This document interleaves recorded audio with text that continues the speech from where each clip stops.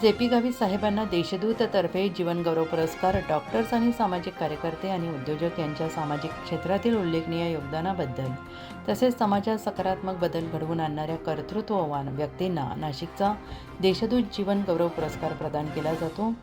नाशिक जिल्हा आणि परिसरात समाजसेवा, आरोग्य, व्यवसाय आणि उद्योग क्षेत्रात स्वतःला झोकून देत समाजासाठी कार्य करणाऱ्या कर्तव्यदक्ष व्यक्तींना प्रेरणा देण्यासाठी हा सन्मान दिला जातो। शनिवार दिनांक 14 फेब्रुवारी रोजी सायंकाळी 5 वाजता राजे बँक्वेट हॉल येथे मराठी मालिकेतील अभिनेत्री अक्षया नाईक यांच्या हस्ते या पुरस्काराचे वितरण होणार आहे। Comrade J P. गावित यांनी गेली 50 वर्ष गोरगरीब, आदिवासी, दुःखी आणि कष्टकरी जनतेसाठी अखंड सामाजिक कार्य केले। शेतकरी, शेतमजूर, कामगार, महिला, विद्यार्थी, युवक, व्यापारी, व्यावसायिक यांच्या न्याय हक्कांसाठी त्यांनी रस्त्यावर उतरून संविधानिक मार्गाने सातत्याने संघर्ष केला आणि 7व्या विधानसभेचे सदस्य म्हणून काम केलेले कॉम्रेड गावित संपूर्ण आयुष्य आपल्या खेडेगावातील अलंगून तालुका सुरगाणा येथे वास्तव्यास आहेत, त्यामुळे त्यांची जनतेशी घट्ट नाळ जोडलेली आहे। शिक्षण संस्थांच्या माध्यमातून तालुक्यातील दुर्गम आणि ग्रामीण भागात निवासी शाळा उभारून गोरगरीब आदिवासी बांधवांची मुले शिक्षणाच्या प्रवाहात आणली।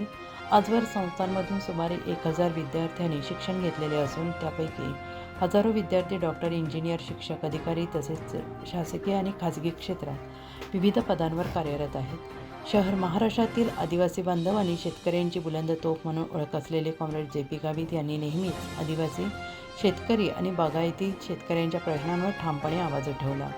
लाँग मार्च या ऐतिहासिक आंदोलनाच्या माध्यमातून देशातच नव्हे तर आंतरराष्ट्रीय स्तरावर किसान सभेच्या संघर्षाची दखल घेण्यात आली, त्यामुळे एक संघर्षशील, आक्रमक, लढाऊ, कुशल संघटक नेता अशी त्यांची ओळख निर्माण झाली।